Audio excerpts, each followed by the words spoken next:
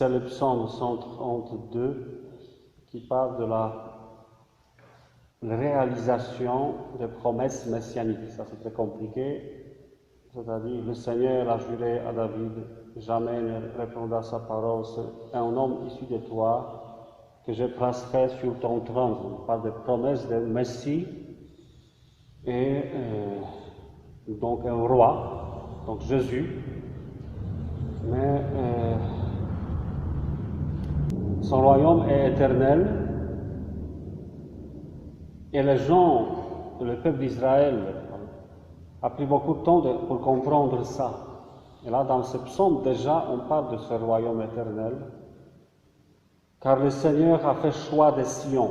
Si un juif entend que le Seigneur fait le choix de Sion, c'est Jérusalem. Que c'est comme si le royaume de Dieu était lié à un endroit géographique. Elle, le Sion, elle est le séjour qu'il désire, le Seigneur, qui dit, le Seigneur dit, voilà mon repos à tout jamais, c'est le séjour que j'avais désiré.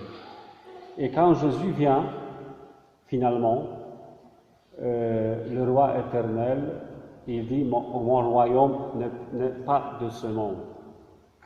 Elle annonce le royaume des cieux ou le royaume de Dieu, qui n'est pas seulement dans les hauteurs célestes, mais qui commence à se réaliser sur cette terre,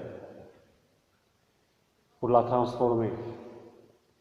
Voilà mon repos à tout jamais, c'est le séjour que j'avais désiré. Et en fait, pour nous, c'est un message que nous allons vers un repos éternel. Notre cheminement intérieur, ça va consister à retrouver ce chemin étroit qui mène à la vie, que rien et personne ne peut nous reprendre, quelles que soient les circonstances, aussi les circonstances terrestres, le contexte dans lequel nous vivons. Là, je ferai germer la force de David. Pour mon Messie, j'ai allumé une lampe. C'était intéressant, cette lampe. Pourquoi on parle d'une lampe? Là, je proposerai une interprétation grâce à la parole de Jésus, où Jésus parle d'une lampe qu'on ne cache pas sous un lit, c'est ça? Ou boisseau.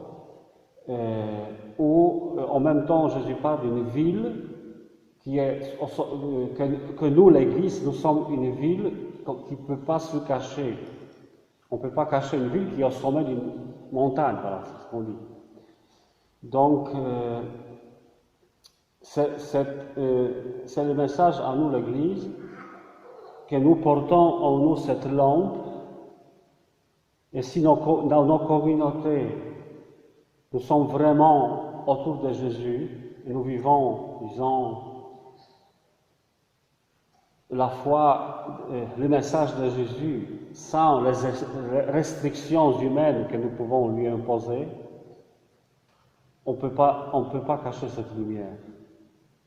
Et en fait, c'est la lux aeterna, donc c'est la lumière éternelle dont parle ici ce psaume.